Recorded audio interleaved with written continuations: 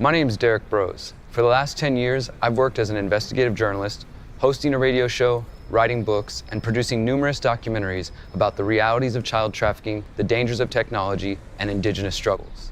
Now, I aim to uncover whether there exists a network of individuals and institutions which ties these issues together.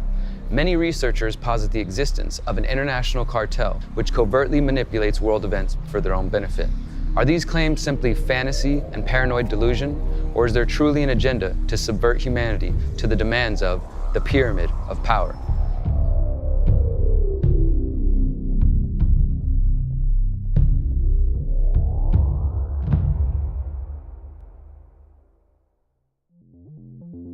As we continue the journey to understand the true source of humanity's ills, we have started to identify the first pieces of the pyramid of power.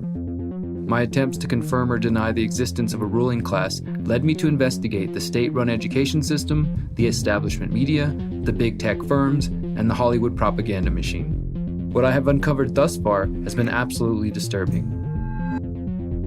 Attempts to manipulate the youth through prison-like education centers, the mainstream media being infiltrated by spies since at least the 1940s, big tech firms manipulating your emotions for profit and control, as well as intelligence connections, and finally, a number of influential and popular Hollywood films collaborating with the CIA in the hopes of rewriting or whitewashing history. It's time to see if I can uncover more connections between government agencies and big corporations. What other pieces of the pyramid of power are waiting to be revealed?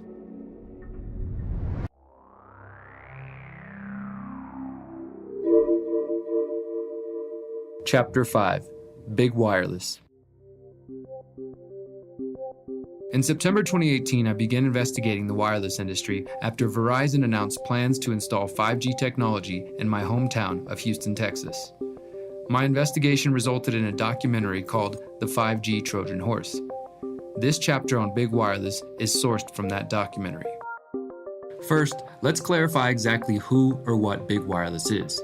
To do that, we need to understand some background information on the wireless industry and wireless technology itself, starting with electromagnetic frequencies, or EMFs. An EMF is a measure of how many times the peak of a wave passes a particular point per second. This range of potential frequencies makes up what we call the electromagnetic spectrum. The electromagnetic spectrum is divided into separate bands, and the electromagnetic waves within each frequency band are called by different names, including radio waves, microwaves, infrared, visible light, ultraviolet, X-rays, and gamma rays at the high-frequency short wavelength end. Devices like cell phones, Wi-Fi, and Bluetooth all operate on the microwaves band of the spectrum. When it comes to cell phones, a new generation of cellular standards has appeared approximately every 10 years since 1G systems were first introduced in 1979 and the early to mid-1980s. Each generation features new frequency bands, higher data rates, and non-backwards compatible transmission technology. The second generation, or 2G, featured cell phones with texting and pictures. The third generation came around 2000 with the introduction of phones with some internet, video, and images. The fourth generation came around 2009 with the introduction of smartphones with instant streaming of video as well as the use of apps. In the late teens, early 20s, we began the shift to the fifth generation, or 5G. In addition to being promoted as the solution to 4K movie downloads, the new technology is expected to herald the beginning of smart cities, where driverless cars, traffic lights, pollution sensors, smartphones, and countless other smart devices interact in what is known as the Internet of Things. We will be covering the concerns around smart cities in a future episode. Health concerns associated with EMFs. As part of my research, I wanted to understand the concerns around EMFs in general. I went through hundreds of studies, including those from official government sources and others funded independently. I found studies like the International and National Expert Group Evaluations, Biological Health Effects of Radio Frequency Fields, which examined 6 decades worth of research into the effects of in vitro and in vivo exposures of animals and humans and their cells to RF fields. The researchers wrote, quote, "Data reported in peer-reviewed scientific publications were contradictory. Some indicated effects while others did not. Still, in the end, the expert group suggested a, quote, reduction in exposure fields, precautionary approach, and further research." So I continued digging. I found a 2004 study which detected an increased risk of acoustic neuroma tumors associated with mobile phone use of at least 10 years duration. I also found studies that were inconclusive, which found, quote, no conclusive evidence of an association between use of mobile and cordless phones and a meningioma brain tumor. The study discovered, quote, an indication of increased risk, but was not, quote, supported by statistically significant increasing risk, ultimately calling for further studies. I came across the name of Dr. Martin Pall, a professor emeritus of biochemistry and basic medical sciences at Washington State University. Pall is a published and widely cited scientist on the biological effects of electromagnetic fields, an expert in how wireless radiation impacts the electrical systems in our bodies. He has published 7 studies showing sensitivity to electromagnetic fields exists in what is known as the voltage sensor in each cell of the body. A study by Pall, published in the Journal of Environmental Health, found this sensitivity in human cells in response to Wi-Fi exposure. He calls this effect an important threat to human health. Despite the breadth of his work, Dr. Pall has largely been pushed to the fringes of society. To be fair, his work has been criticized by other scientists who have accused him of bias and cherry-picking studies to support his claims. In 2018, I asked Dr. Martin Pall why his research has been ignored and pushed out of the mainstream conversation. We quit funding the studies of this sort back between 1986 and 1999. We've done almost nothing since then. So basically, the U.S. government's been pushing these technologies at the same time doing absolutely nothing, or almost absolutely nothing, to protect us.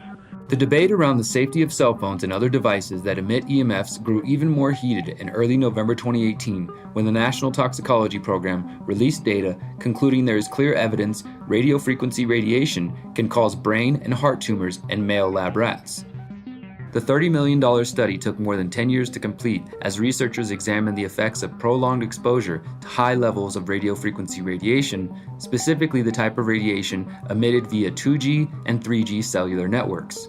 The researchers write, quote, there was also some evidence of tumors in the brain and adrenal gland of exposed male rats. For female rats and male and female mice, the evidence was equivocal as to whether cancers observed were associated with exposure to radiofrequency radiation. Most damning of all, Senator Richard Blumenthal of Connecticut exposed that the wireless industry and the FCC have failed to do adequate independent studies into the effects of emerging 5G technology. At a Senate Commerce Committee hearing, Blumenthal questioned industry reps about the absence of this research. If you go to the FDA website, pretty unsatisfactory.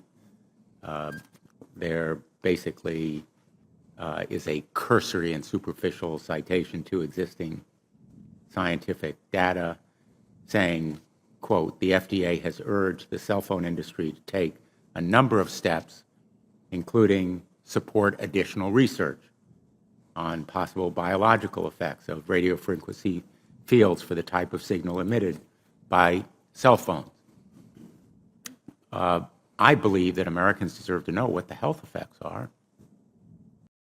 My question for you, particularly Mr. Gillen and Mr. Perry, how much money has the industry committed to supporting additional independent research? I stress independent research. Is that independent research ongoing? Has any been completed? Where can consumers look for it? And we're talking about research on the biological effects of this new technology. Thank you, Senator. I think, thank you for your focus on the issue. Safety is paramount, and as you alluded to, we rely on the expert agencies, we rely on the findings of the FDA and others as to the requirements to keep all of us safe. There are no industry-backed studies, to my knowledge right now. Happy to visit with you as to what opportunities you think there needs to be more studies, and we're always for more science. We also rely on what the scientists tell us. At the end of the exchange, Blumenthal concluded, so there really is no research ongoing. We're kind of flying blind here, so far as health and safety is concerned. Thank you, Mr. Chairman. if you would like to know more about the safety concerns, I recommend watching the 5G Trojan Horse. But what became clear to me is that the so-called health authorities, regulators of the wireless industry, and corporate media have been failing at their jobs. Cover-ups and captured agencies. How could this happen? How can the US government allow potentially hazardous products to be sold and used by millions of people?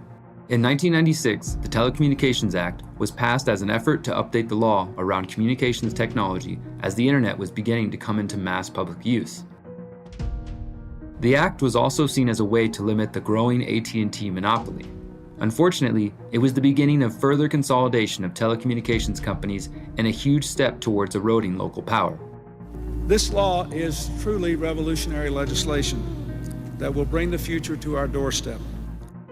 The 1996 Act prohibits local jurisdictions from considering perceived health effects when taking action on a proposed facility, such as a tower or a small cell. Instead, cities and towns could only regulate cell sites based on the aesthetics and the location of the devices. The Telecommunications Act of 1996 states, quote, "No state or local government or instrumentality thereof may regulate the placement, construction, and modification of personal wireless service facilities on the basis of the environmental effects of radio frequency emissions to the extent that such facilities comply with Commission's regulations concerning such emissions." Essentially, as long as the facilities comply with the standards set by the FCC, they cannot be subjected to environmental or health regulations. But what happens if those federal standards set by the FCC in 1996 are not adequate? There are studies which show health effects even at levels allowed by the 1996 Telecommunications Act, not to mention the fact that the standards are over 2 decades old and based on outdated technology. Not only was the Telecom Act designed to protect the profits of the big wireless companies, but somewhere along the way, the FCC and the telecoms developed an incestuous relationship that has overtaken the voices and the concerns of the people. A 2015 expose published by investigative journalist Norm Auster shows the financial ties between the U.S. Federal Communications Commission and the telecoms industry and how, as a result, the wireless industry bought unfettered access to and power over a major U.S. regulatory agency. The report, Captured Agency, How the Federal Communications Commission is Dominated by the Industry It Presumably Regulates, details how the FCC, an independent government agency created in 1934 to regulate interstate communications by radio, TV, wire, satellite, and cable, has become a captured agency with big wireless leaders filling the government seats in a revolving door fashion similar to other federal agencies.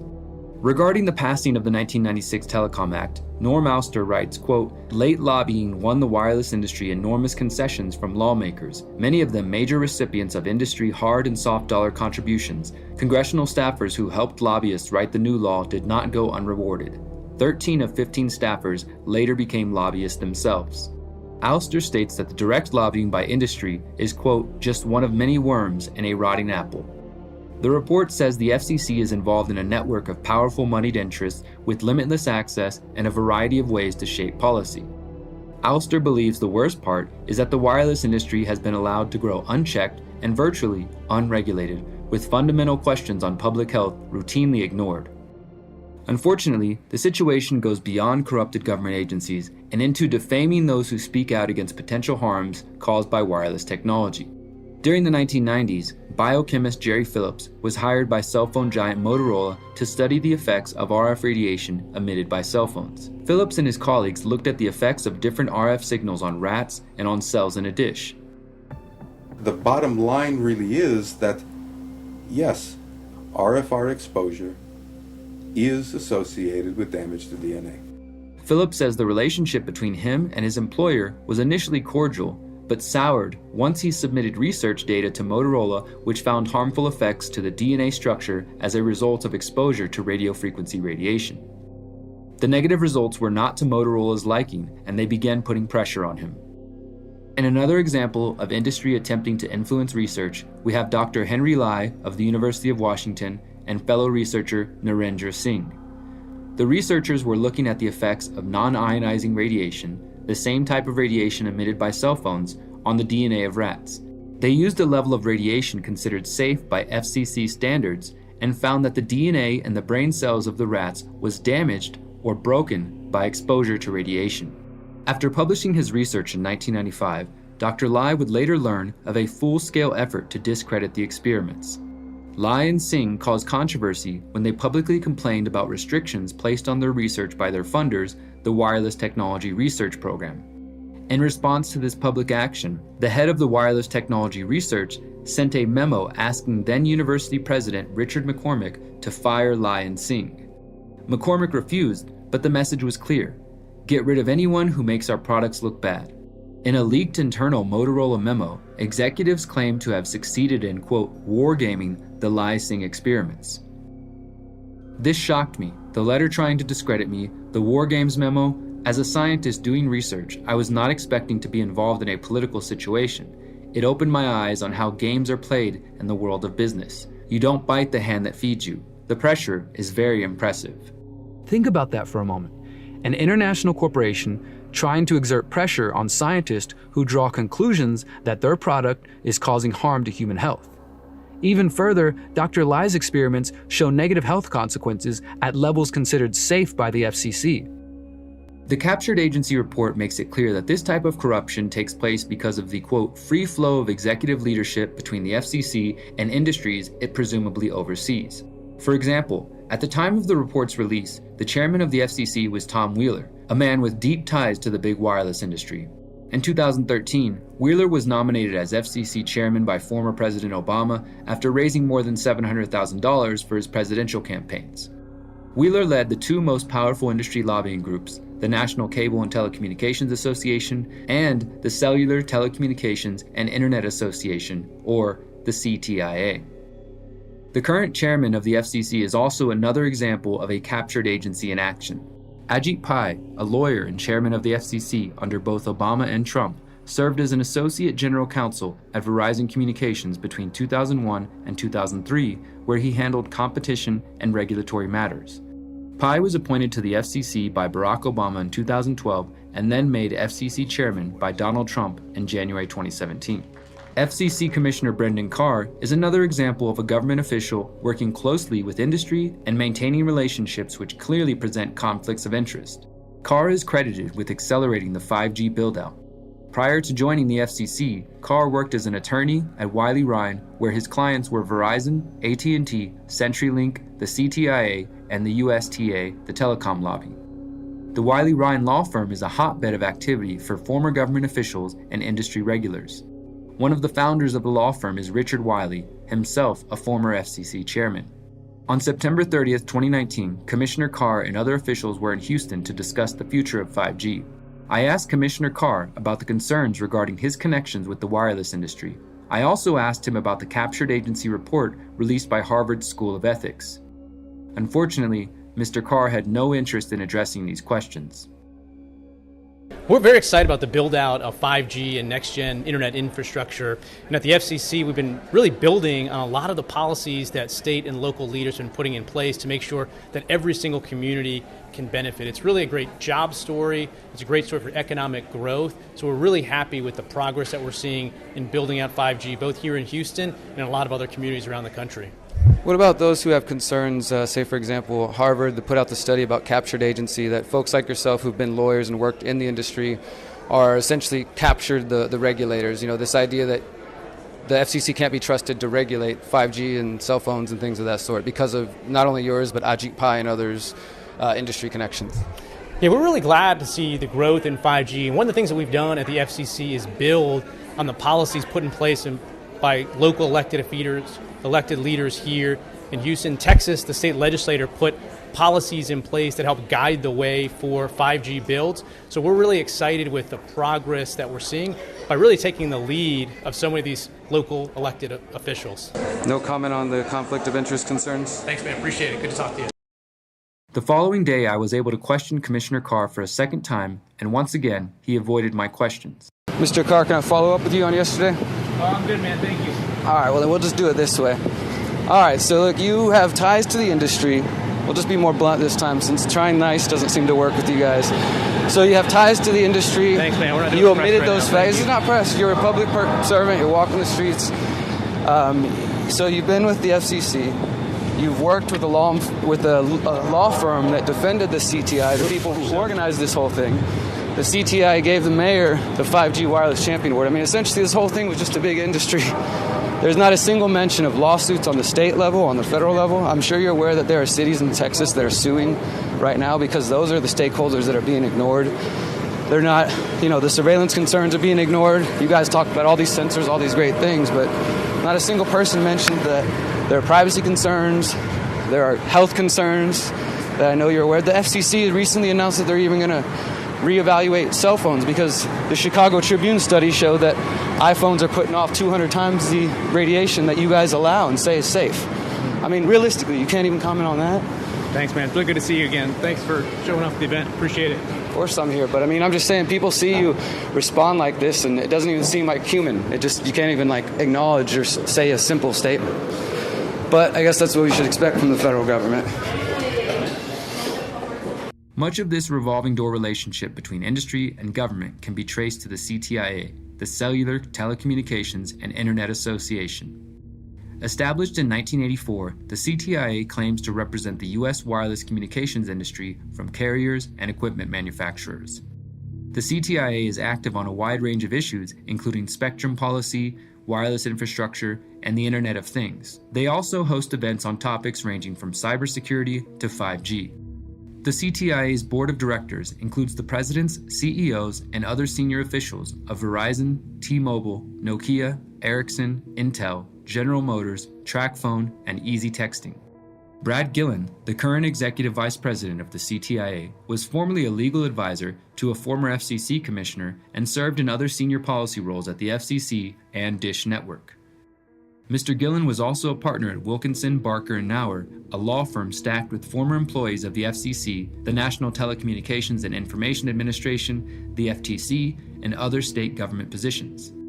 The CTIA's current president and CEO is Meredith Atwell Baker. Baker has spent the last 2 decades bouncing between lobbying for big wireless and working for the government. From 1998 to 2000, Baker worked as director of the congressional affairs at the CTIA.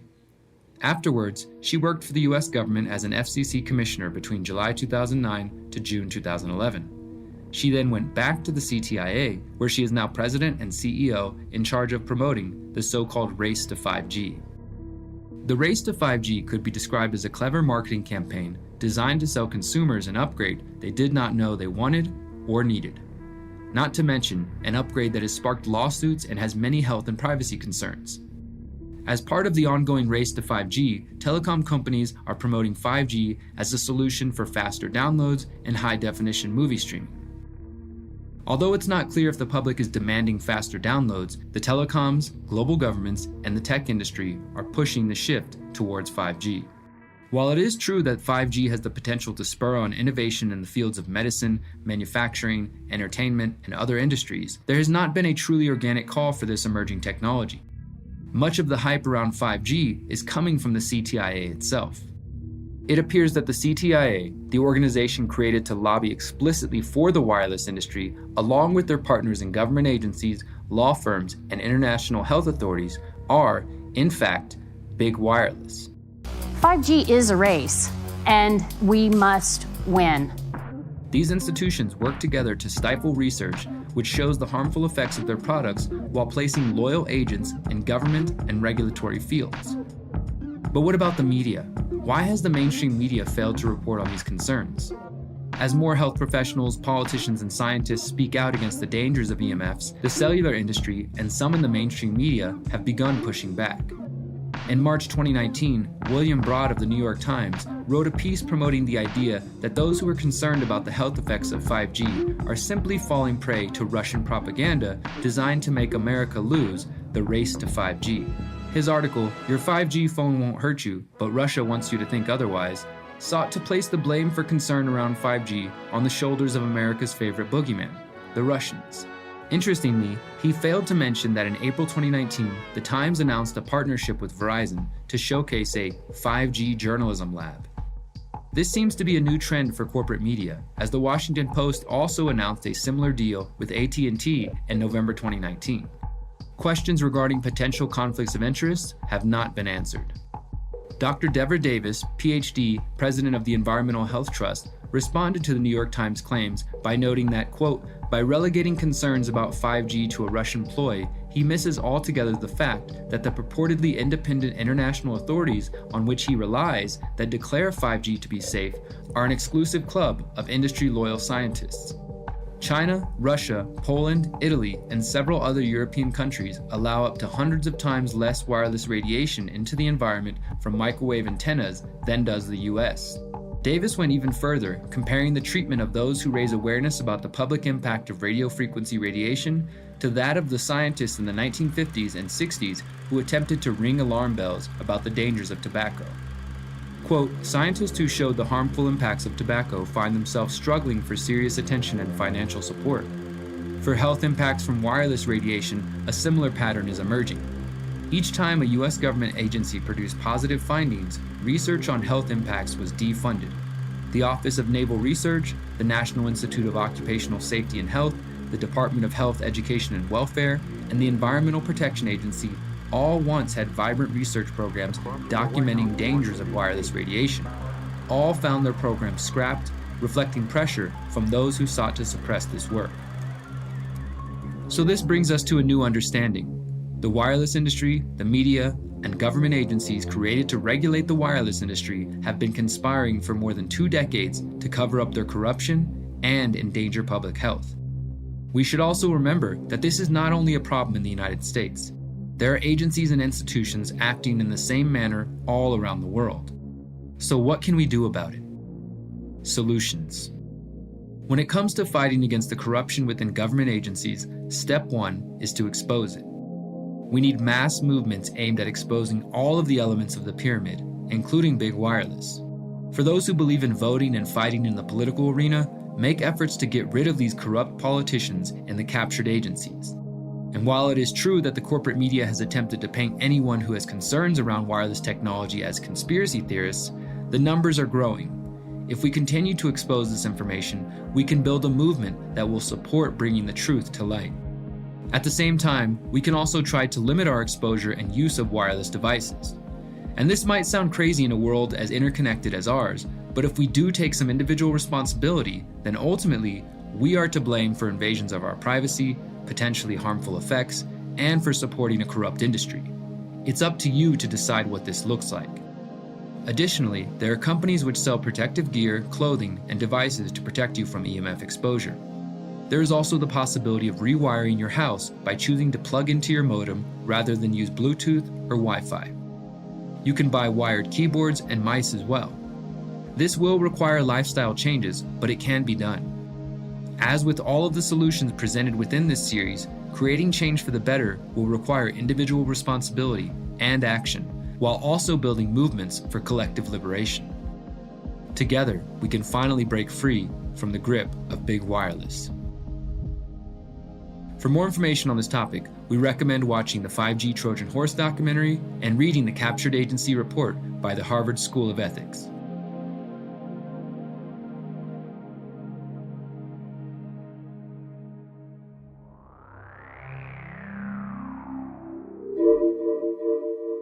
Chapter 6: The Oligarchy.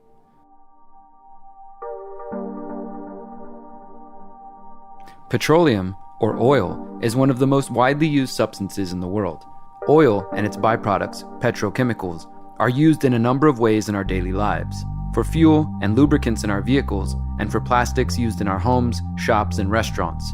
Wars have been fought over oil, and fortunes have been made extracting it from the earth. Clearly, the substance plays a vital role in the history of humanity. Those who created the massive oil industry we know today, sometimes known as Big Oil or the oligarchy, reaped massive benefits for their efforts. But were the intentions of these tycoons purely based on profit and propelling humanity forward towards innovation? Or, as many researchers have proposed, is there a more nefarious agenda behind the history and the future of the oligarchy? The Standard Oil Monopoly. The roots of today's major oil companies go back to the founding of the oil industry by John D. Rockefeller and his company Standard Oil. Shortly before the U.S. Civil War in 1861, Rockefeller helped establish a shipping company in Cleveland, Ohio. This company would evolve as Rockefeller and partners began investing in crude oil businesses. By 1870, Rockefeller and partners operated 2 oil refineries in Cleveland. They incorporated their business in Ohio under the name Standard Oil Company.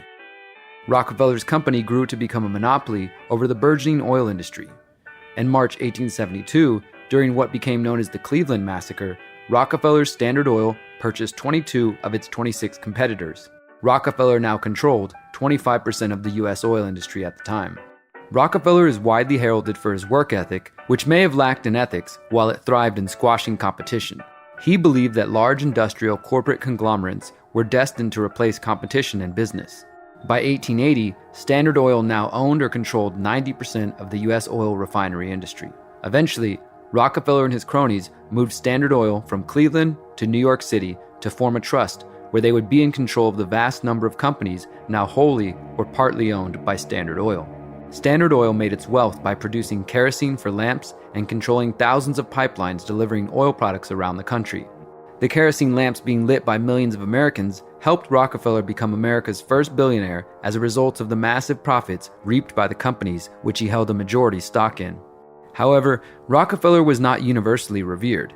Many began to push back against his business practices and question the legitimacy of his oil empire. Beginning in 1887, 10 states and the Oklahoma Territory filed lawsuits against companies owned by the Standard Oil Trust. Standard lost many cases, but found that by shifting their operations from one state to the next, they could evade court rulings. Rockefeller's luck would run out as the public grew weary of monopolies thanks to the work of investigative journalists known as muckrakers. Starting in November 1902, trailblazing journalist Ida Tarbell wrote a 19-part investigation into the practices of Standard Oil. She detailed how John D. Rockefeller ruthlessly forced his competition to sell or perish. Tarbell also reported that Rockefeller had secretly arranged for discounted shipping rates from railroads. While small businesses and farmers were forced to pay higher rates, Standard Oil received preferential treatment. This type of arrangement was outlawed by the Interstate Commerce Act of 1887. Ida Tarbell's reporting showed that these arrangements and others made by Rockefeller were essential in maintaining the Standard Oil monopoly. Rockefeller and his associates did not build the Standard Oil Company and the boardrooms of Wall Street banks, Tarbell wrote. They fought their way to control by rebate and drawback, bribe and blackmail, espionage and price cutting, by ruthless efficiency of organization. Americans had grown to distrust the so-called robber barons of the day, and support for antitrust legislation reached a peak, with nearly 30 states passing antitrust laws to stop monopoly abuses. The reporting of Ida Tarbell and the muckrakers created the climate which led the U.S. government to sue Standard Oil of New Jersey on November 18, 1906. The suit claimed that the Standard Oil Trust had violated the Sherman Antitrust Act of 1890. The trial against Standard Oil began in 1908 in a Missouri federal court. Evidence was presented showing that Standard Oil had indeed secured illegal railroad discounts, as well as blocking competitors from using oil pipelines, spying on other companies, and bribing politicians. While Standard Oil grew their monopolistic domination, they also rose prices by 46% between 1895 and 1906. The judge and a subsequent federal appeals court found that Standard Oil was a monopoly in violation of the Sherman Antitrust Act. The judge recommended that Standard Oil be broken up into independent companies. Rockefeller and his Standard Oil Trust appealed to the U.S. Supreme Court, and on May 15, 1911, the Supreme Court unanimously upheld the ruling that Standard was a monopoly guilty of illegally restraining trade. The court agreed that the best way to restore competition in the industry was to break the company into individual companies. In reality, the government allowed Standard Oil stockholders to receive fractional shares in all 34 companies that were formed from the trust. This essentially meant that the companies had the same stockholder owners as before. The major Standard Oil companies that were broken up include Standard Oil of New Jersey, which became Esso before eventually merging with another company to form Exxon. Standard Oil of New York eventually became Mobil. Exxon and Mobil would eventually merge, forming the Exxon Mobil Company. Standard Oil of California eventually became Chevron. Standard Oil of Indiana became the American Oil Company, which is now part of BP, British Petroleum. The Continental Oil Company would merge and evolve to become Phillips 66. Although the Supreme Court decision is often touted as the breaking up of Standard Oil, it appears the trust had a temporary breakup before reorganizing, swallowing up competition, and merging under new names. ExxonMobil, Chevron, Phillips 66, these are common names the average driver knows even if they have no understanding of the Rockefeller connection. But the Rockefellers were not alone in their pursuit of wealth, power, and dominance in the oil game. The infamous Rothschild dynasty was also interested in taking advantage of the wealth and power created by the oligarchy. One such competitor emerged from the Caucasus in the 1870s, where Imperial Russia had opened up the vast Caspian Sea oil deposits to private development. Two families quickly combined forces to take advantage of the opportunity. The Nobels, led by Ludwig Nobel and including his dynamite-inventing, prize-creating brother Alfred, and the French branch of the infamous Rothschild banking dynasty, led by Alphonse Rothschild. In 1891, the Rothschilds contracted with M. Samuel & Co., a Far East shipping company headquartered in London and run by Marcus Samuel, to do what had never been done before: ship their Nobel-supplied Caspian oil through the Suez Canal to East Asian markets. The project was immense. It involved not only sophisticated engineering to construct the first oil tankers to be approved by the Suez Canal Company, but the strictest secrecy. If word of the endeavor was to get back to Rockefeller through his international intelligence network, it would risk bringing the wrath of Standard Oil, which could afford to cut rates and squeeze them out of the market. In the end, they succeeded, and the first bulk tanker, the Murex, sailed through the Suez Canal in 1892 en route to Thailand. In 1897, M. Samuel & Co. became the Shell Transport and Trading Company. Realizing that reliance on the Rothschild Nobel Caspian oil left the company vulnerable to supply shocks, Shell began to look to the Far East for other sources of oil. In Borneo, they ran up against Royal Dutch Petroleum, established in The Hague in 1890 with the support of King William III of the Netherlands, to develop oil deposits in the Dutch East Indies. The two companies, fearing competition from Standard Oil, merged in 1903 into the Asiatic Petroleum Company, jointly owned with the French Rothschilds, and in 1907 became Royal Dutch Shell. To reiterate, the majority of the major oil companies in the U.S. are owned in part by the Rockefeller family, while Royal Dutch Shell, the owner of the Shell Oil Company, is a product of scheming by the French Rothschilds and Dutch royalty. And while there are no exact numbers on how much the Dutch royal family of today still owns in Royal Dutch Shell, it is believed that the family has profited billions of dollars from the company. The Dutch were not the only royalty to get involved in the oil industry. The British Crown controlled the majority share of BP, or British Petroleum. As with the Rockefellers, the Rothschilds and royalty from Denmark and Britain will appear throughout this series as we explore the many roles they play in the pyramid of power. The families of the oligarchy were not satisfied with dominating the rapidly expanding oil industry. They recognized that their financial aspirations, now intertwined with the fate of oil, were better served by engineering crises and even supporting wars if it meant a better bottom line and furthering their geopolitical interests. In the second move of the operation, Kissinger helped negotiate a deal with Saudi Arabia. In exchange for U.S. arms and military protection, the Saudis would price all their future oil sales in dollars and recycle those dollars through treasury purchases via Wall Street banks. The deal was a bonanza for the oligarchs. Not only did they get to pass the price increases on to the consumers, but they benefited from the huge flows of money into their own banks. The Shah of Iran parked the National Iranian Oil Company's revenues in Rockefeller's own Chase Bank, revenues that reached $14 billion per year in the wake of the oil crisis. With the creation of this new system, the petrodollar, the oligarchs had reached unprecedented levels of control over the economy. Not only that, they had backed the world monetary system with their commodity, oil, and brought potential competition from upstart producer nations under their control, all in one step.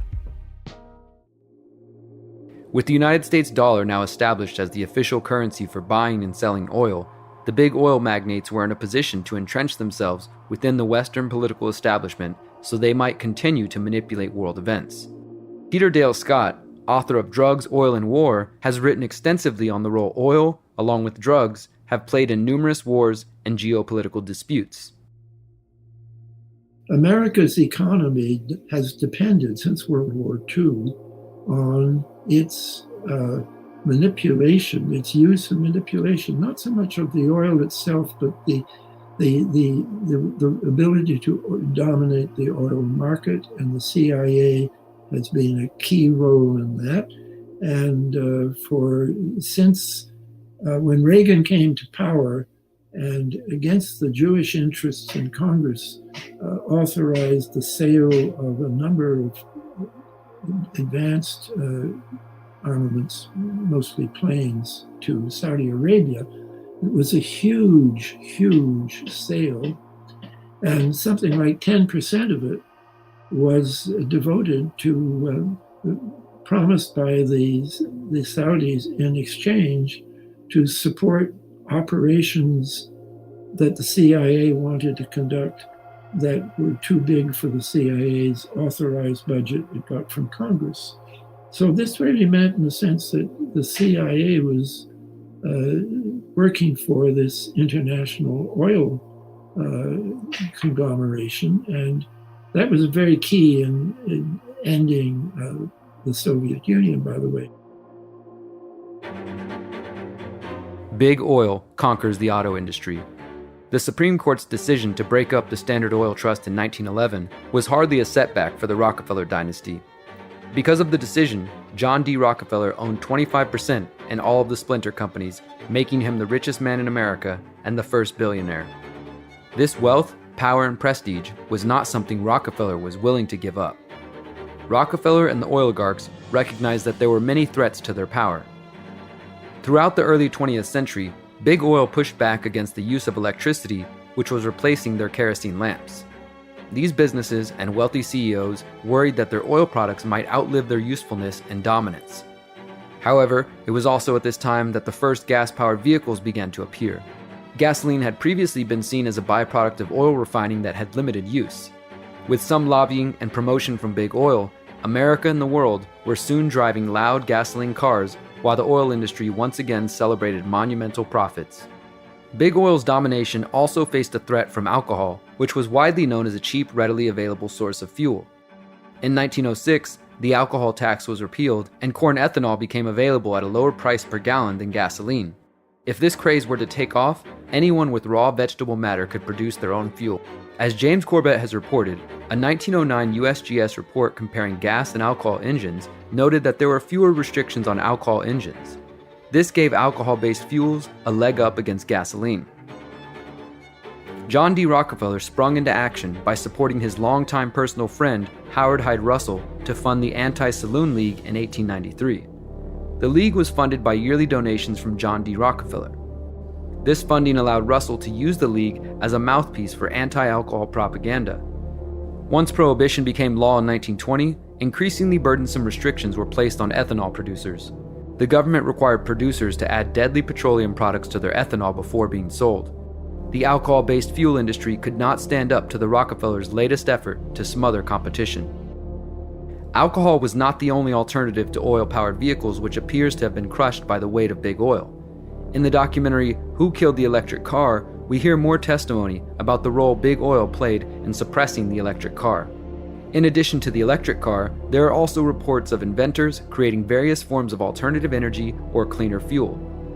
Some of these inventors claim to have their creations destroyed, their lives threatened, and inventions purchased only to be shelved and kept from the public. Big Oil in the 21st century. On first glance, it would appear that many people have woken up to the agenda of Big Oil. Young people all over the world have come to see climate change as the greatest existential threat to their generation. They protest and strike and demand the world's major corporations pay higher taxes and offset their pollution via carbon schemes. By all appearances, Big Oil has been exposed. Unfortunately, the truth is less optimistic. The reality is that many of the major corporations supporting the fight against climate change and supporting United Nations mandates, such as the 1992 UN Convention on Biological Diversity, the Sustainable Development Goals, and Agenda 2030, are the same big oil companies who would likely suffer the most under the proposed changes to business as usual. Could it be that these corporations are simply seeing the writing on the wall and making moves that will ensure they maintain their wealth? Or, perhaps, the big oil titans refuse to be dethroned and will do whatever is necessary to maintain the status quo. Research from InfluenceMap shows that the 5 largest publicly traded oil and gas majors, ExxonMobil, Royal Dutch Shell, Chevron, BP, and Total, have invested over $1 billion of shareholder funds on misleading climate-related branding and lobbying. InfluenceMap reports that, quote, these efforts are overwhelmingly in conflict with the goals of this landmark global climate accord and designed to maintain the social and legal license to operate and expand fossil fuel operations. Continuing to use fossil fuels is only one aspect of the oligarchs' faux environmental movement. They are also actively promoting dangerous solutions to ecological issues.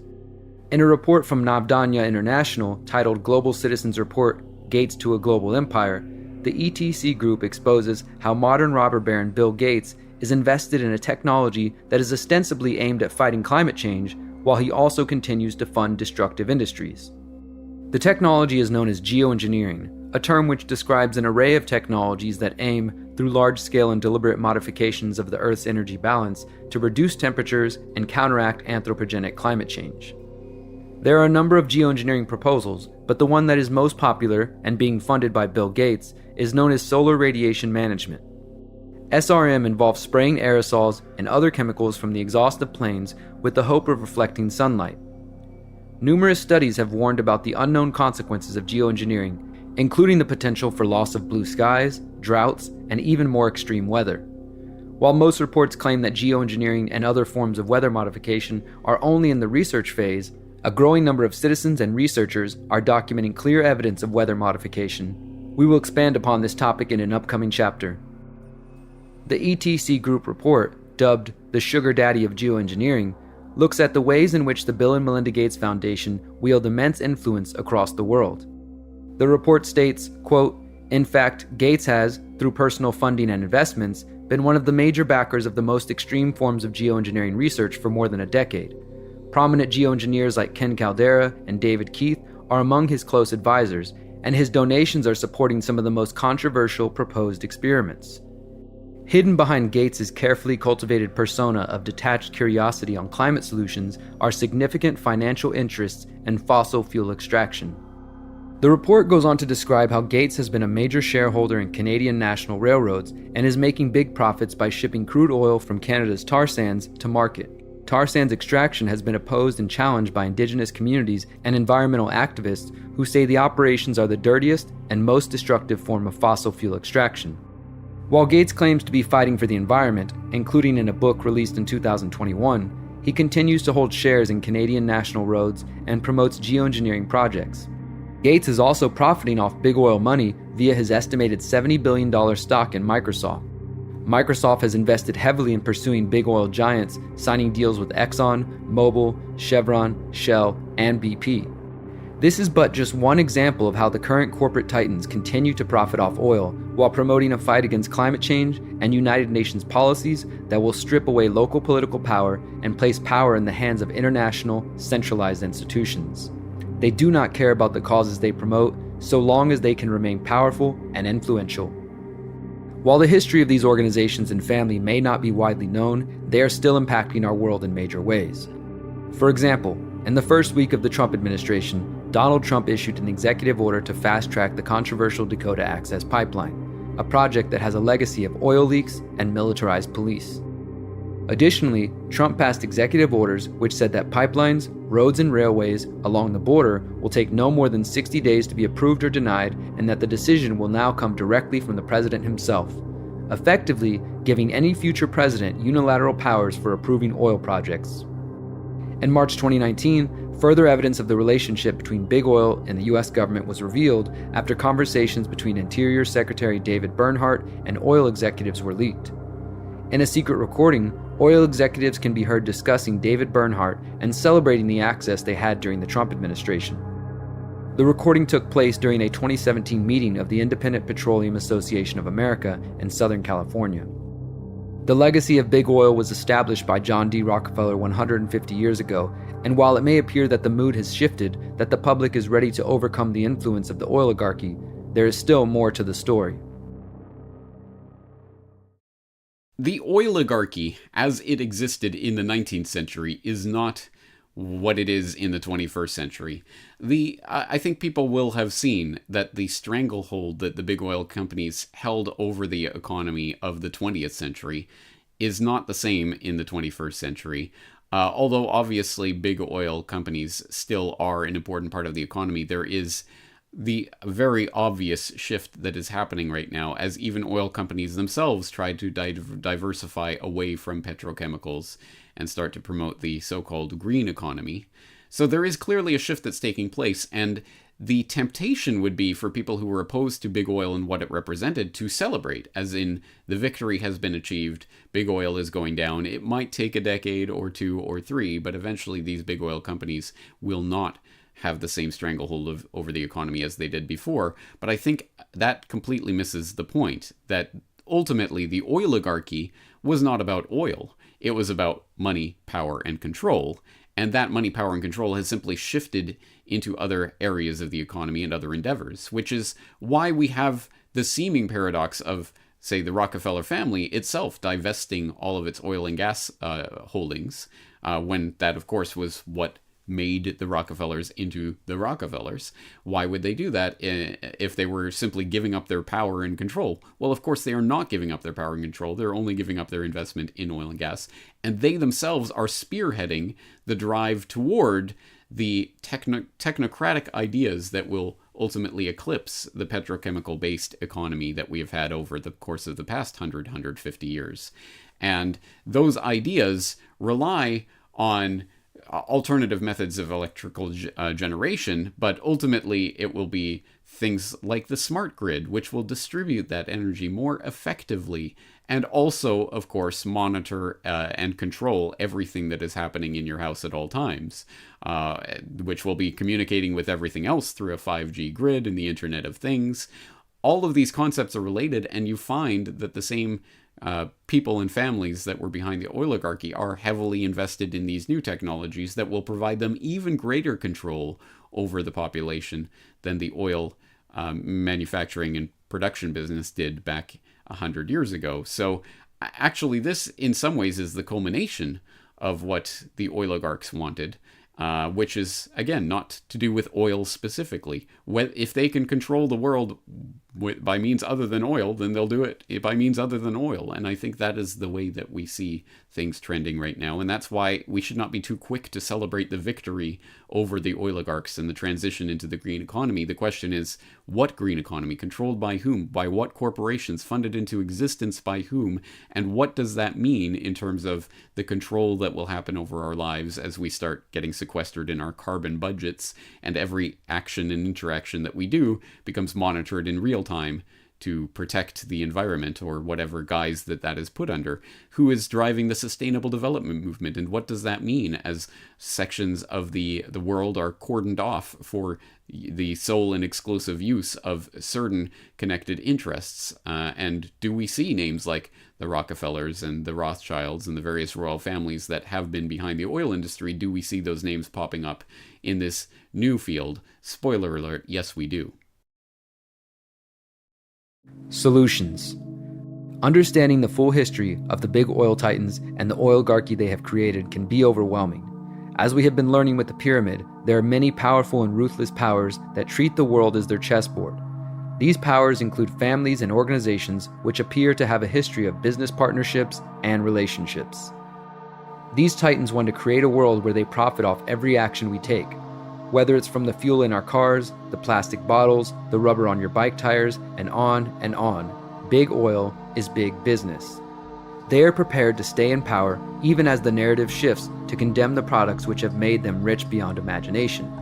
Despite these seemingly insurmountable circumstances, there are solutions we can implement in our lives as we work to become free of the stranglehold of the big oil octopus. First off, if you are determined not to enrich the oil companies, find ways to avoid using their products. This would involve not driving, maybe not even riding a bike, foregoing plastic dishes for carryout, no more plastic water bottles, and no more petroleum-based products. This might sound extreme to some, while others may already be practicing these strategies. Boycotting the industry, to whatever degree is possible, is at least one way to stop supplying the industry responsible for so much turmoil with our hard-earned dollars. However, some critics say this attempt at lifestyle activism is insufficient to actually stop the practices of big oil. Some activists will seek political solutions, supporting candidates who promise to remove the influence of big oil, and supporting efforts to pass laws designed to restrict big oil. If these solutions appeal to you, pursue them vigilantly. At the same time, we need to acknowledge that it is the governments which have partnered with the oil titans time and time again. It might not be an effective strategy to expect the captured government regulators to be the savior of the environment and the protectors of the people. If you believe you can raise awareness or achieve lasting change, take action.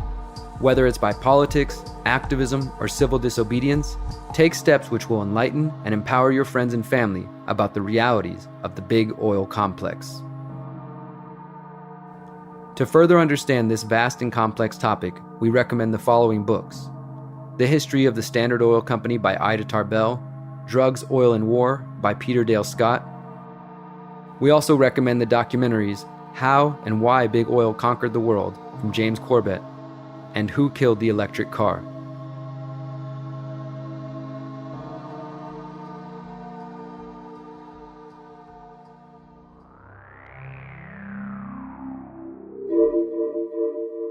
Chapter 7: Big Pharma and the Medical Cartel.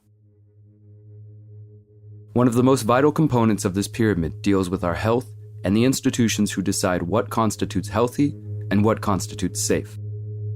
As with the other pieces of the pyramid, many people around the world believe the modern medical and health organizations are largely corrupted and under the spell of what is commonly known as Big Pharma. So what exactly is Big Pharma? Generally speaking, Big Pharma is shorthand for describing the network of major multinational pharmaceutical corporations. There are a wide range of beliefs about Big Pharma, but most of them center around the idea that the pharmaceutical companies and some doctors and scientists in the medical field cooperate in ways that benefit their bank account rather than the health of their patients. This so-called Big Pharma conspiracy theory has been described as a group of conspiracy theories claiming the medical community and pharmaceutical companies in particular, especially large corporations, operate for sinister purposes and against the public good. This includes potentially concealing effective alternative treatments and lying about the harm of certain chemicals. Some people also believe Big Pharma may cause and worsen some diseases. In a 2013 paper, Robert Blaskowicz, assistant professor at the University of Wisconsin, wrote that the Big Pharma conspiracy theory has 4 classic traits. 1, he says believers of this theory assume there is a small malevolent cabal behind it all. 2, they believe the public at large is ignorant of the truth. 3, believers treat lack of evidence as evidence. 4, he says the arguments deployed in support of the theory are irrational, misconceived, or mistaken. So what's the truth? Is Professor Blaskowicz correct when he says there is no evidence to support this baseless conspiracy? Or are there facts to back up these claims? The transformation of modern medicine. The modern medical industry is characterized by what is sometimes known as allopathic medicine, Western medicine, or evidence-based medicine. This type of treatment tends to focus on treating symptoms and reducing pain.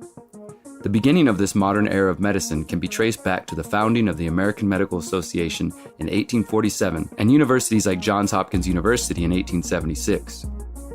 With the birth of these organizations, we start to see an increasingly centralized medical care system across the United States and Europe. Opponents of Big Pharma tend to point to this centralization and the creation of new organizations like the AMA as the point where medicine shifted from traditional medicines such as herbal medicine, homeopathy, Ayurveda, and other indigenous medicines towards a system focused on pharmaceuticals and vaccines. The critics of Big Pharma point to the involvement of the Rockefeller family as evidence of a concerted effort to monopolize the medical industry and regulation of what medicines are accepted as safe and effective. In the early 1900s, there were hundreds of doctors operating independently across America. These doctors often offered a variety of healing modalities, including chiropractic, naturopathy, homeopathy, holistic medicine, and herbal medicine. It is around this time that the Rockefeller family began influencing the medical industry. As noted in Chapter 1 of this series, in 1902, Rockefeller Sr. founded the General Education Board with the stated objective to support higher education and medical schools in the United States.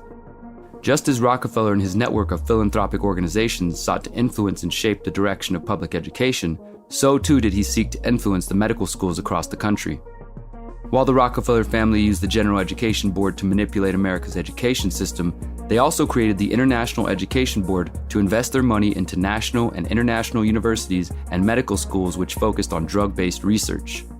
While the Rockefellers played a large role influencing the medical schools and universities, it was the assistance of the Carnegie family that helped transform the industry via their funding, the infamous Flexner Report. In 1905, steel billionaire Andrew Carnegie founded the Carnegie Foundation for the Advancement of Teaching, or simply the Carnegie Foundation. The foundation was granted an official charter by the U.S. Congress in 1906, just as was done with Rockefeller's General Education Board. By 1910, the Carnegie Foundation provided funding for Abraham Flexner to conduct an investigation into the medical doctors and practitioners around the United States. This report is typically seen as a landmark in modern medicine. Much of the mainstream medical world regards it as the point when medicine shifted from an industry based on superstition and quackery to a purely scientific, evidence-based tradition. Abraham Flexner was given the resources to investigate the quality of medical education in all 161 medical schools that existed in 1910. Flexner concluded that there were too many medical schools operating at the time, and that efforts should be made to shut down schools and doctors who did not practice what the Carnegie-funded and Rockefeller-supported report deemed as evidence-based medicine. Flexner believed that the majority of those practicing medicine in the United States were what is commonly referred to as snake oil salesmen. Flexner's report called on American medical schools to have higher admission and graduation standards as well. The report also called for the standardization of medical education, with only the AMA allowed to grant medical school licensure in the United States. Flexner's recommendations ensured that by 1919, the amount of medical schools went from 161 to 81. Flexner's report also set the stage for the demonization of vitamins for treating various health issues. Although the first vitamins had only recently been discovered at the time of Flexner's study, his attacks on what he deemed quackery also set the stage for downplaying the benefits of vitamins. Despite the widely known benefits of vitamins and essential nutrients, Flexner's report was the beginning of the attempted discrediting of these remedies that continues today. After Flexner finished his report in the United States, he went to Europe to conduct a similar study, which reportedly became nearly as well known as his report in the United States. Flexner would develop a close relationship with the Rockefellers as well. In 1912, after his successful report for the Carnegie Foundation, Flexner joined the Rockefellers' General Education Board, where he was quickly promoted to secretary of the board. In 1913, when John D. Rockefeller Sr. established the Rockefeller Foundation in New York City, Flexner helped merge the General Education Board with the new organization. The General Education Board program of medical education existed from 1913 to 1929 and distributed $94 million to 25 medical schools. The Rockefellers were not content to influence the medical industry in the United States and Europe. They also took their philosophies and dollars to China. In 1914, Rockefeller put up money to establish the China Medical Board, an American organization whose mission statement was to advance health in China and neighboring Asian countries by funding medical, nursing, and public health research and education. The Rockefellers incorporated the China Medical Board in New York and launched the Peking Union Medical College in Beijing from 1914 through 1950. The CMB also worked in Japan, Korea, Hong Kong, Philippines, Thailand, Indonesia, Malaysia, Singapore, and Taiwan. Altogether, the Rockefeller-funded China Medical Board invested hundreds of millions of dollars in grants and technical support to medical universities across Far East and Southeast Asia, with the goal of bringing the Rockefeller-Carnegie-funded Western allopathic medicine to the world. One of the men who was also funded by Rockefeller was Dr. William Henry Welch, one of the founding professors of Johns Hopkins University. From 1901 to 1933, he worked closely with the Rockefellers as the founding president of the Board of Scientific Directors at the Rockefeller Institute for Medical Research. During this time, he was an advisor to John D. Rockefeller and a chief advisor to the U.S. Army's medical department. With the backing of the Rockefellers, he was able to rise to the top of a number of influential organizations and direct the transformation of medical education in the United States. Welch was president of the National Academy of Sciences, the American Medical Association, the Association of American Physicians, the History of Science Society, the Congress of American Physicians and Surgeons, the Society of American Bacteriologists, and the Maryland State Board of Health. It was with Welch's help that Rockefeller was able to bring to life Peking Union Medical College in Beijing. Welch hoped the college would become the, quote, Johns Hopkins in China. It's important to acknowledge that the Rockefeller-guided transformation of the medical and health industry was also an act of displacement and colonization. From the outset, their goal was to replace traditional indigenous medicine and traditions. Prior to the Flexner Report and the Rockefeller investments, individuals were free to decide how they want to medicate themselves and their families. This included a wide variety of medicines and rituals practiced by indigenous cultures around the world. Obviously, not every traditional or natural medicine will deliver the promised results, and there are lying, greedy characters peddling snake oil. However, while modern medicine and science has shaped our world in invaluable ways, we still have so much to learn and understand from the original peoples of this planet.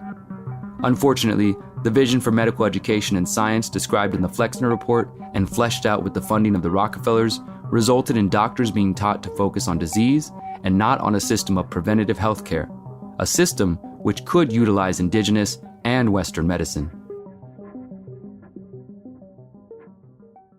The origins of Big Pharma, the lies of the AMA. Now that the medical industry had been cornered by the Rockefellers and a monopoly on licensing had been established, they began to use their resources to promote the need for pharmaceutical drugs to solve the world's health issues.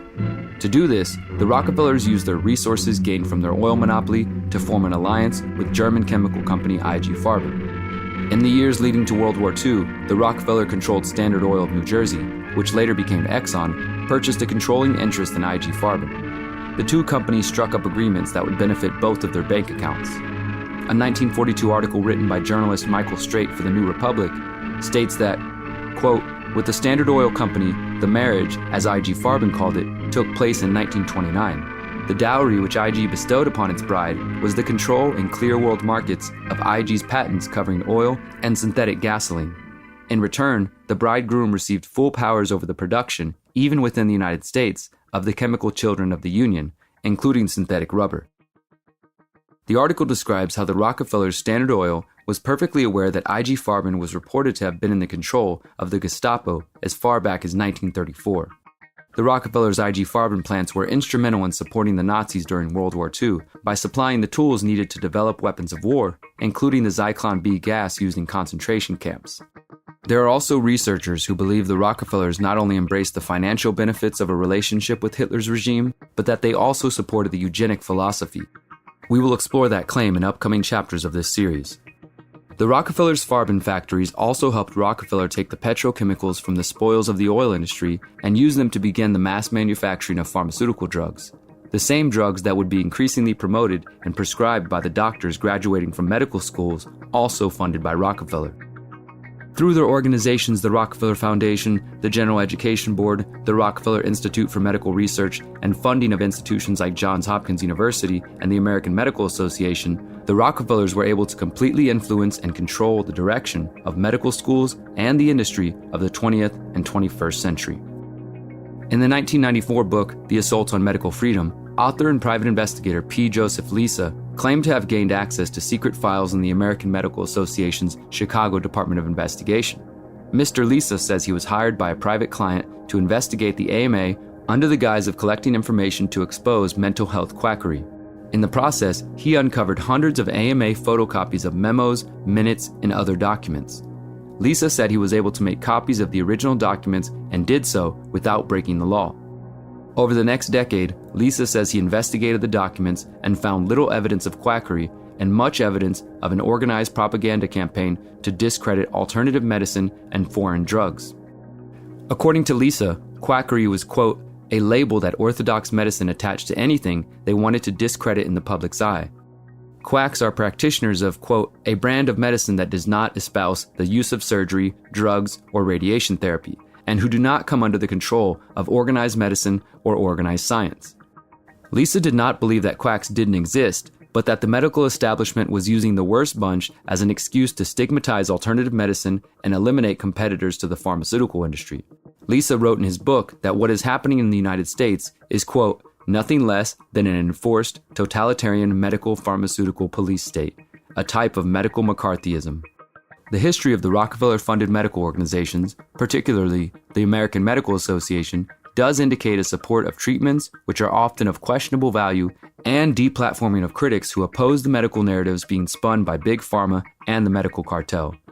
The AMA has a widely known history of endorsing the use of cigarettes and nicotine as safe and beneficial. The AMA doctors at one point had their own tobacco lounge during their conventions where big tobacco executives could provide them an endless supply of cigarettes. The AMA was one of the last medical organizations to acknowledge the harmful effects of nicotine. Additionally, the AMA and other medical organizations practicing modern, so-called evidence-based medicine have also been proponents of water fluoridation, a practice which was normalized in the United States in the 1940s, but one which immediately faced opposition. Although the practice was supported by the American Medical Association, the American Dental Association, and the U.S. Food and Drug Administration, there are many studies indicating health problems associated with the practice, including lower IQ in children, thyroid disease, bone fractures, and gastrointestinal effects. In fact, in 2020, a lawsuit brought by the Fluoride Action Network against the U.S. Environmental Protection Agency presented evidence of fluoride's harm in a federal court for the first time since water fluoridation began. If the plaintiffs win the lawsuit, it could spell the end of water fluoridation after more than 70 years. The point is, these institutions have a history of misleading the public. We should not ignore these lessons. The modern medical cartel. When we take a deeper look at the history of modern medicine and the corrupting influence of Big Pharma, we clearly see the same trends we see with the education system, the media, and big wireless. The agencies created to regulate or protect the people from these different industries have been captured by the organizations and corporations they claim to regulate. When it comes to the medical field, we can clearly see that the Rockefeller organizations and the Carnegie Foundation played a direct role in pushing medicine away from traditional indigenous medicines towards a system focused on treating symptoms of disease rather than the root causes. There's also a heavy emphasis on promoting drugs and vaccines. The massive increase in the use of pharmaceutical drugs and vaccines have enriched the world's big pharma conglomerates while also increasing the public's dependency on these substances. Not only has this disrupted the mental health of millions of people around the world, but it has sparked addictions to the pharma drugs themselves. Dr. Peter Breggin is a psychiatrist who has been vocally opposing what he sees as the over-medication of children and society in general. Breggin is the author of many books critical of psychiatric medication, including Toxic Psychiatry, where he is critical of the adverse effects of drugs and medicating children. He has also testified before Congress and federal agencies, including the FDA, and has been an expert on psychiatric drug adverse effects. We've been hearing testimony all morning from Dr. Peter Breggin, an expert witness and psychiatrist hired by the defense to talk about the effects of antidepressants on the brain. He has so far this morning given a detailed lesson about the human brain and how antidepressants, known as SSRIs, affect the brain. He talked about the drug Celexa, which is not recommended to be prescribed to children. And we know from prior court proceedings that both Conrad Roy and Michelle Carter were on Celexa as teens. Roy was 18 when he took his own life back in 2014. Now, the prosecution says Carter is responsible for his death and therefore guilty of manslaughter, but the defense has said Roy was already suicidal and would have done so no matter what. So this is part of their argument. And here's what Dr. Breggin said about the black box warning on that drug Celexa. Black box warning specifically says that there's an increased risk of suicide in people age 24 and younger. It describes the studies from which this was determined, and it has a section in it in which it talks about the importance of monitoring people for these adverse effects. Dr. Breggin is also one of many doctors and health professionals who have been critical of the fight against COVID-19. These critics believe the focus on vaccines and the censoring of alternative treatments for respiratory illnesses is causing more harm than good. These critics are right to question the response to COVID, but as we have shown with the origins of the modern medical industry, we also have many of the same conflicts of interest in relation to the international response to COVID-19. The Rockefeller Foundation is still funding and guiding much of public health policy, but now they are joined by Bill Gates and the Gates Foundation. Gates has spent the last 2 decades mimicking the practices of the Rockefellers and ingratiating himself into nearly every aspect of global health. He is the #1 non-state funder of the World Health Organization, a huge contributor to Johns Hopkins, the Wellcome Trust, and many other powerful health and medical organizations. Gates has continued the focus on treating symptoms of diseases and promoting vaccines. Together, the Gates and Rockefeller families and their partners in pharmaceutical firms are using the COVID-19 crisis as an opportunity to cement themselves as the de facto leaders and policymakers despite not being employed by the governments who follow their dictates. If these unelected billionaires continue to guide global health policy, they will not only gain more unimaginable wealth, but they will push the world further towards policies which do not empower the people, but rather enrich their corporate friends. As of 2021, more and more people around the world are questioning the true intentions of folks like Gates, with countries around the world protesting against lockdowns, mask and vaccine mandates, which they believe violate their right to self-medicate, as well as the principle of bodily autonomy. Unfortunately, this is the world that was born out of the takeover of the health industry and the co-opting of the medical schools and organizations. Solutions. We now have a better understanding of how we arrived at this present moment, a place where vitamins are seen as useless and addictive and destructive drugs are seen as normal. This is the world dreamed up by the Rockefellers, but it doesn't have to be a nightmare that we silently accept and condone. Rather, we have the opportunity to push back, assert our right to medicate ourselves in ways we see fit, and deprive the multinational corporations of profits made from our bodies and minds. How exactly do we do this? The first step is to question authority. We ought not to blindly follow the edicts of the CDC, the FDA, the NHS, or any other governmental health agency or individual. We should always question and probe the answers handed down to us from men and women in lab coats with degrees and letters next to their name. Does this mean that we should never trust the so-called medical and health authorities?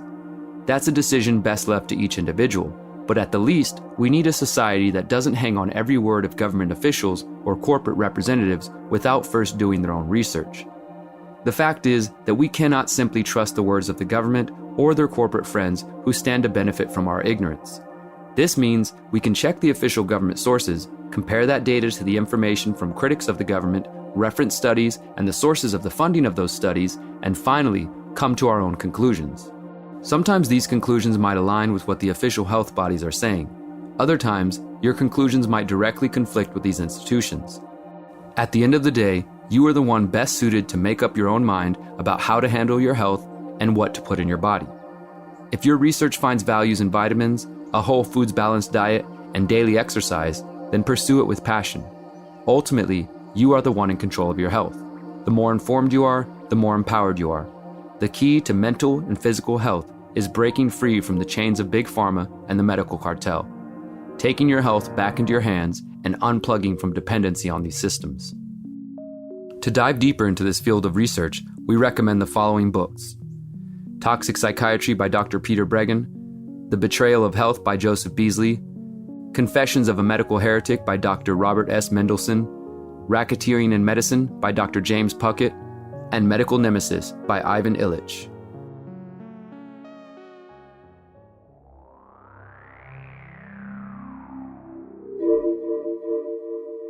Chapter 8: Food as a Weapon. As we continue our journey through the pyramid, we have learned about the captured agencies within the FCC taking their orders from big wireless.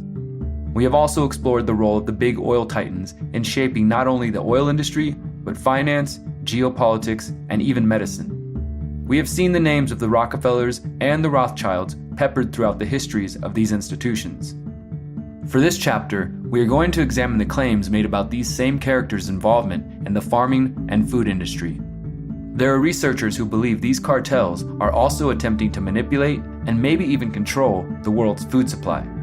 We're going to find out if there are truths to the concerns around genetically engineered foods and whether or not governments of the world have and might again use food as a weapon. The current paradigm of food and farming. The current paradigm of food production in much of the modern world typically involves growing food at a mass scale, what is often known as industrial or factory farming, while focusing on maximizing production and profits and minimizing costs. This intensive agriculture often involves the heavy use of toxic pesticides on genetically engineered crops. Of the more than 9 billion animals raised for food in the US each year, the vast majority are raised on factory farms, the largest of which are also called Concentrated Animal Feeding Operations, or CAFOs. CAFOs are large-scale factory farms where animals are kept in confined enclosures, unable to freely move or graze on land. Chickens, pigs, and cows are raised in CAFOs. In recent years, critics have become increasingly vocal about the shortcomings of this type of farming. Not only are these farms demeaning and dangerous for the animals, but they greatly contribute to pollution in the local communities surrounding the farms. The biggest source of this pollution comes from the estimated more than 440 million tons of poop generated by confined animals in the US every year. Legally, CAFOs are not required to treat this waste at all. Despite clear evidence of harm to the environment and human health, CAFOs continue to use manure lagoon and spray field systems. In 1972, the US Congress passed the Modern Clean Water Act and directed the EPA to regulate CAFOs. However, current EPA standards allow lagoons to keep polluting due to loopholes that allow CAFOs to continue to exist. Additionally, in the US, nearly every aspect of the industrial food animal production system is highly concentrated and controlled by just a few mega producers. According to a 2019 report from Open Markets titled Food and Power, Addressing Monopolization in America's Food System, nearly all of the seeds, pesticides, and herbicides purchased by farmers come from a handful of big agriculture corporations. Quote, "For the past 2 decades, increased consolidation has coincided with the prices of farm inputs increasing faster than the prices farmers receive for their crops. Seeds are often designed to terminate or to fail to germinate after one harvest, forcing farmers to purchase new seeds each season. Consolidated corporations also gain control over producers through seed and chemical product pairings that push farmers into a pesticide treadmill in which they are dependent on both a corporation's evolving seeds and chemical inputs to produce a healthy crop. This combined seed and chemical regime also increases farmers' cost of production, with USDA data showing that per acre cost of soybean and corn seed spiked dramatically between 1995 and 2014 by 351% and 321% respectively. The current mainstream food paradigm, with its toxic, violent, and monopolized business, was born out of the Green Revolution of the 1950s and 60s. Mexican President Manuel Avila Camacho invited the Rockefeller Foundation into the country to help study and modernize Mexico's farming. In 1943, Norman Borlaug, a plant geneticist, and his team of researchers traveled to Mexico and jump-started the so-called Green Revolution. Borlaug was funded by the Rockefeller Foundation and the Ford Foundation, with both organizations having an interest in establishing international farming standards which benefited their bank accounts. While the Green Revolution is often touted as a success due to increases in crop yields and an apparent drop in infant mortality, there is also a growing body of evidence indicating that the abundant use of pesticides has caused a rise in adverse health effects, including cancer. Most infamously, the world's most widely used herbicide, glyphosate, a product of agri-giant Monsanto, now owned by Bayer, has been linked to a number of cases of cancer and resulted in multiple billion-dollar settlements against the company. Bayer is hoping to stem the tide of lawsuits by taking the matter to the U.S. Supreme Court. It's important to note that the same megacorporations involved in the oligarchy and big pharma are also the same driving forces behind the Green Revolution. The Rockefeller Standard Oil Network and their partners within the fertilizer industry, specifically DuPont, Dow Chemical, and Hercules Powder, benefited handsomely from the apparent revolution in farming. However, when a struggling third world nation could not afford the new technologies needed to participate in the programs, the Rockefeller-controlled Chase Manhattan Bank partnered with the World Bank and the International Monetary Fund to offer loans, which in turn granted the banks ownership over resources and financial assets should the nations fail to settle their debts. Another outcome of the Green Revolution is the so-called Gene Revolution, which popularized the use of genetically modified organisms, GMOs, or genetically engineered foods. Once again, the cast of characters involved in the Gene Revolution are identical to the Green Revolution, the Big Pharma cartel, and the oligarchy. The Rockefeller and Nazi-connected IG Farben has subsidiaries Bayer Crop Science and BASF Plant Science working with Dow AgroScience, DuPont Biotechnology, and the infamous Monsanto. All of these corporations benefit from the funding of the Rockefeller Foundation, the Ford Foundation, the Bill and Melinda Gates Foundation, and similar organizations. GMOs, safe or dangerous? Before we go any further, let's explain what a GMO is. A GMO is any organism whose genetic makeup has been altered using genetic engineering, and specifically, an organism that was altered in a way that does not occur naturally through mating or natural recombination. While the topic is much bigger than we have time for in this broadcast, the story is much the same as the Green Revolution. Supporters say it increased yields and lifted farmers out of poverty, while critics say the Green Revolution generally, and GMOs specifically, led to a rise in the use of pesticides and a range of potential health problems. So how true are these claims? The mainstream consensus is pretty much that GMOs are absolutely safe, and anyone who suggests otherwise is an anti-science buffoon. There are a number of science sites dedicated to debunking claims made about the harms of genetically engineered foods, and one is not likely to be seen as a credible, intelligent person for questioning the safety of this technology. Let's take a look at the claims made by the anti-GMO movement. The concerns include contamination of the non-genetically modified food supply, the influence of biotech and big ag companies on government regulators, control of the food supply by the same companies, concerns over the use of herbicides with glyphosate, and accusations of playing God by engineering the genes of various life forms.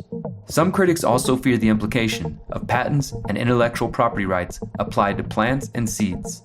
The resistance to GMO food and Monsanto culminated in the International March Against Monsanto actions taking place in hundreds of cities around the world on May 25, 2013. People all over the world called for the labeling of foods containing GMOs.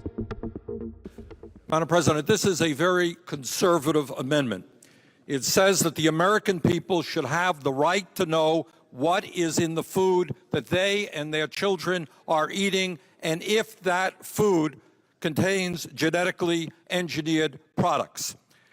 This amendment grants states the authority to label genetically engineered food. It is not a mandate. It grants states that right, something which, by the way, is now taking place in 49 countries throughout the world. If the people in England, Germany, France, and dozens of other countries have labels allowing their people to know if they are eating food with genetically engineered products, the senator's time has expired. States in the United States should have that right. I ask for a yes vote. The opposition grew steadily during the presidency of Barack Obama as the public grew weary of the revolving door relationship between Monsanto and the White House. The practice began before the Obama administration, with the Bush and Clinton administrations both having favorable relationships with executives from Monsanto, Syngenta, Dow, DuPont, and other biotechnology pesticide companies. While much of the opposition to GMOs does center around captured government agencies and conflicts of interest, the majority of concerns appear to stem from fears of harm to human health resulting from eating food derived from genetic engineering. One of the major studies to show potential harms is the 2012 Seralini study, named for the lead researcher. The study, originally published in the journal Food and Chemical Toxicology, made headlines when it reported that rats studied for 2 years while being exposed to Monsanto's Roundup-tolerant genetically modified maize died 2 to 3 times more than rats not eating GMO corn. The study also claimed female rats developed tumors more often than the rats fed non-GMO corn. The images of the massive tumors on the rats went viral and spread all over the internet. The controversy was quickly followed by complaints from various pro-GMO companies and food regulators. The detractors claimed the scientists were engaged in fraud, or that the Sprague Dawley rat used in the experiment has a high incidence of tumors, and thus GMOs could not be blamed for the results. Before long, Food and Chemical Toxicology retracted the Seralini study, and the public was told that GMOs were totally safe. And that was the end of the Seralini saga. Well, actually, despite the corporate media reporting on the study's retraction, the truth is a bit more complex. While the editors of Food and Chemical Toxicology did say they believed the type of rat used would affect the experiment, they did not dismiss the results of the study altogether. In fact, the retraction states, quote, "Ultimately, the results presented, while not incorrect, are inconclusive, and therefore do not reach the threshold of publication for Food and Chemical Toxicology." Even the claim that inconclusive results are not ready for publication in the journal seems to be a lie based on other published studies which also reach inconclusive results, including other studies involving the same Monsanto GMO corn. Researcher William Engdahl also pointed out obvious conflicts of interest which arose in the months following the publication of the Seralini study. Engdahl wrote, quote, "Then out of the blue, in May 2013, 6 months after the Seralini study release, Elsevier announced that it had created a new position, Associate Editor for Biotechnology. The person they hired to fill it was Richard E. Goodman, a former Monsanto employee who in addition was with the Monsanto pro-GMO lobby organization, the International Life Sciences Institute, which develops industry-friendly risk assessment methods for GM foods and chemical food contaminants and inserts them into government regulations. Then, on November 24, 2013, 6 months after Goodman took control of GMO issues at the journal, Dr. A. Wallace Hayes, the editor of the Journal of Food and Chemical Toxicology, reportedly decided to retract the study by the team of Professor Seralini. After his study was retracted and his name tarnished, Professor Seralini won a defamation lawsuit against a magazine that called the research conducted by him and his team a scientific fraud. Further, in 2014, his team went on to have their study republished in the journal Environmental Sciences Europe. The researchers once again used the Sprague Dawley strain of rat, a fact they acknowledge while also noting that the rat is, quote, recommended for chronic toxicology tests by the National Toxicology Program in the USA, and also used by Monsanto themselves in their own 90-day study. In their final conclusion in the published study, they write, quote, "Taken together, the significant biochemical disturbances and the physiological failures documented in this work show that the conclusion of the Monsanto authors that the initial indications of organ toxicity found in their 90-day experiment were not biologically meaningful is not justifiable." We propose that agricultural edible GMOs and complete pesticide formulations must be evaluated thoroughly and long-term studies to measure their potential toxic effects. A corruption of science. Once again, we have an example of the corporate media misrepresenting a story, in this case, a scientific study, and the corporations who stand to lose from the story lobbying the scientific community to make changes. As we have previously demonstrated in this series, the establishment media is a tool for the elite and intelligence agencies. Also, as with the corruption of science from big wireless and the medical cartel, scientific studies can be altered, research can be defunded, and scientists outright threatened until a favorable result is achieved.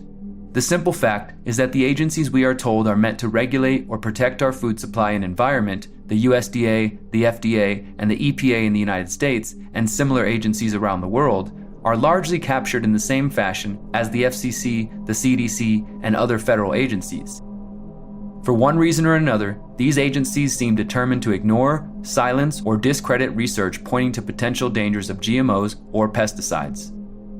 For example, Jonathan Lundgren, an entomologist working for the U.S. Department of Agriculture, filed a whistleblower complaint against his employer for suppressing his research, which found that certain pesticides may be affecting bee and butterfly populations.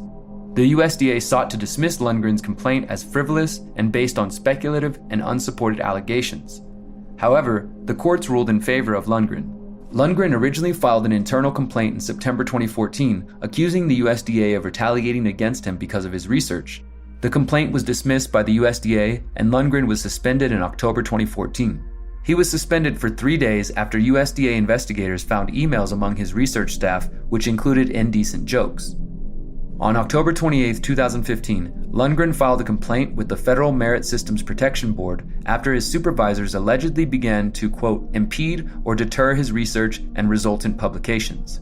Lundgren's complaint alleged that his supervisors suspended him in retaliation for his research on neonicotinoid pesticides and his calls for an investigation of both the USDA and the Environmental Protection Agency. The experience of Jonathan Lundgren does not seem to be an isolated one. According to the Public Employees for Environmental Responsibility, the organization representing Lundgren, at least 10 USDA scientists have been investigated or faced other consequences arising from research that called into question the safety of certain agricultural chemicals. In 2015, Peer filed a legal petition with the U.S. Department of Agriculture seeking new rules that would enhance job protection for government scientists whose research questions the safety of farm chemicals.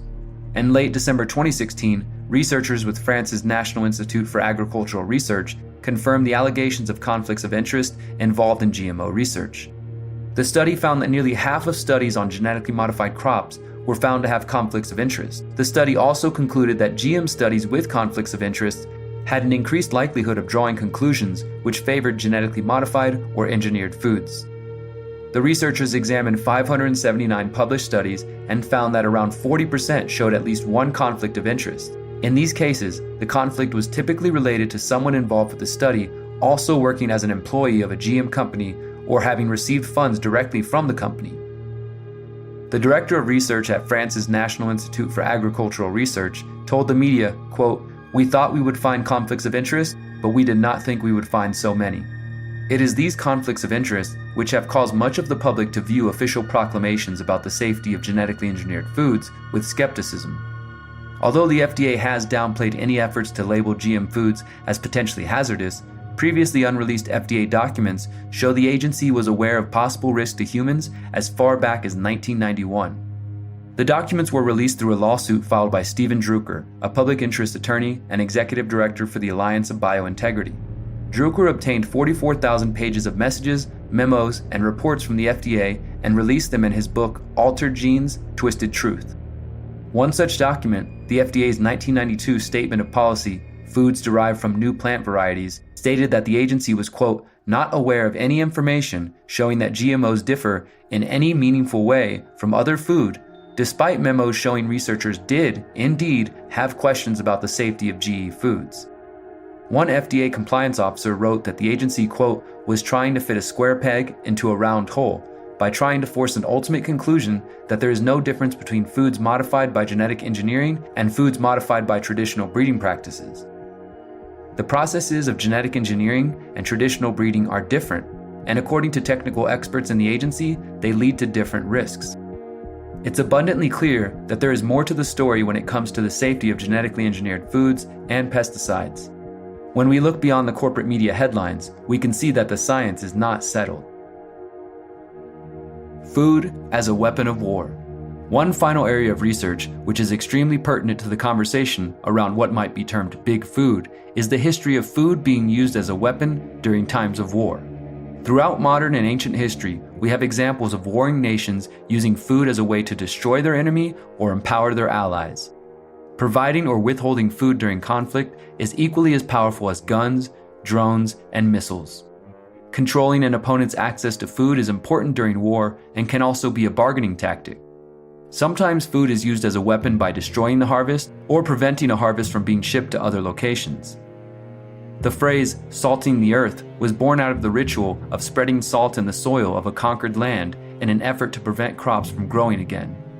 The U.S. has historically used food as a tool of foreign policy, delivering aid to nations which follow programs favored by the U.S. and its allies, and initiating embargoes and tariffs on food goods for nations which do not comply. In recent years, there have also been discussions on using food to blackmail nations into adopting population control programs. The United States, through the Agency for International Development, has provided rapidly increasing support for population and family planning programs throughout the developing world. This might sound like insanity, but a 1974 memo drafted by former Secretary of State Henry Kissinger outlines the entire plan. The memo is called National Security Study Memorandum 200, Implications of Worldwide Population Growth for U.S. Security and Overseas Interests, and was drafted by Kissinger for the United States National Security Council.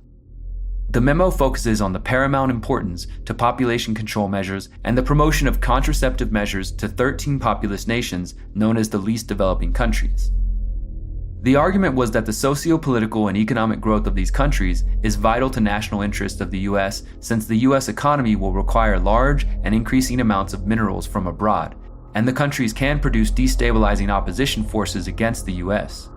The Kissinger report discusses how there already existed a precedent for, quote, taking account of family planning performance and appraisal of assistance requirements by U.S. aid. The report goes on to state that allocation of scarce resources should, quote, take account of what steps a country is taking in population control as well as food production. The document also notes that it is important to, quote, avoid the appearance of coercion while also discussing mandatory programs. The document also considers whether or not food can be considered, quote, an instrument of national power. The document states, is the U.S. prepared to accept food rationing to help people who can't or won't control their population growth? Of course, it should be noted that Henry Kissinger, former Secretary of State, is a longtime associate of the Rockefeller agenda. Our conversation started with the Rockefeller-driven Green Revolution and the Gene Revolution, and now we come full circle with the Rockefellers' latest initiative, Reset the Table. The Rockefeller Foundation is now claiming that COVID-19 and the economic losses from lockdowns have, quote, made the negative consequences of the food system worse and more obvious. The foundation notes that COVID-19 has presented the moment to transform the U.S. food system. The Rockefeller document, titled Reset the Table, Meeting the Moment to Transform the U.S. Food System, outlines how the Rockefeller Foundation can once again use its money and influence to shape the direction of a major industry, this time the food supply itself. Ironically, the Reset the Table document also notes that the Rockefeller Foundation played a role in seeding and scaling the Green Revolution, while also noting that the Rockefeller Green Revolution left a legacy of, quote, overemphasis of staple grains at the expense of more nutrient-rich foods, and a, quote, reliance on chemical fertilizers that deplete the soil and overuse of water. With no hint of shame, the Rockefellers and their ilk will present themselves as the solution to problems they have previously contributed to or outright created. Using the same flowery language and trendy buzzwords which allowed them to infiltrate and capture the education system, the oil industry, and the medical field, they have managed to gain control over the large institutions which farm the world's animals and crops in violent, destructive, and costly ways. This dangerous monopolistic cartel has captured many national and international regulatory bodies designed to protect the public and the food supply. The players involved in this piece of the pyramid of power also continue to use their wealth and connections to suppress research which paints their products and investments in a negative light.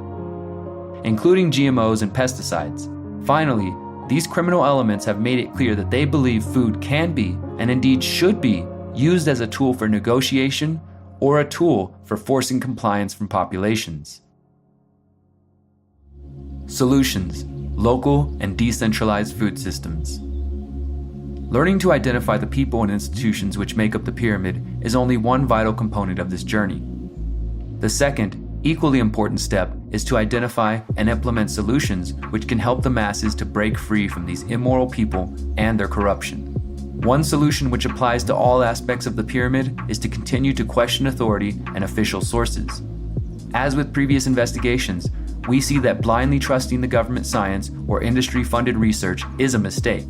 It's very easy to ignore the warnings from scientists and health professionals who warn about health concerns and environmental damage caused by factory farming, pesticides, and genetically engineered foods, especially when corporate media and mainstream science organizations are telling you what to think. This is not to say that the corporate media or mainstream governmental science should never be trusted any more than it should always be trusted. The focus should be employing critical thinking, using discernment, and taking a nuanced view as opposed to a simple black and white view. Another empowering solution to break free of the industrial farming system and the inefficient food distribution system is to begin growing your own food. Whether you begin with a backyard or front yard garden or join a community garden or community-supported agriculture, the key is to localize your food supply. By supporting or building local and decentralized farming networks, you are taking power away from big ag and big food. At the same time, you are building local food security by ensuring your communities are not dependent on supermarket grocery chains for all of your food. Local farming built on permaculture principles is also better for the environment and wildlife. While some people might choose to find a freedom cell with like-minded people, leave the cities and towns, buy land, and build their permaculture paradise, others will stay in the cities and build urban farming and food distribution networks. The key is to sever any dependencies you have on the mainstream food production and distribution systems. If our international communities continue to allow the convenience of supermarkets with infinite options to distract us from the increasingly necessary work of building food security, we are going to remain beholden to the titans of industry who aim to manipulate the world via technology, energy, medicine, and food. We must continue to question the agendas in front of us and remember that what we put in our bodies, what we choose to use as nourishment for our vessel, will determine the direction of our mental, physical, and spiritual health. We cannot entrust our health to those who believe in using food as a weapon. We must remember to use our food as our medicine. We must support localized, decentralized neighborhood farms so that organic, nutrient-rich crops can be grown and provided to communities which have historically faced food deserts. This is the key to escaping the destructive, genetically modified, and pesticide-laden food system. This is the key to escaping from the pyramid of power. For a deeper understanding on GMOs, pesticides, and the takeover of the food supply, check out the following reports: The World According to Monsanto, The Technocratic Transhumanist Total Takeover of Food by Ice Age Farmer, Genetic Fallacy, How Monsanto Silences Scientific Dissent by James Corbett. To learn more about permaculture, visit discoverpermaculture.org. To learn about indigenous permaculture, visit the International Institute of Indigenous Science.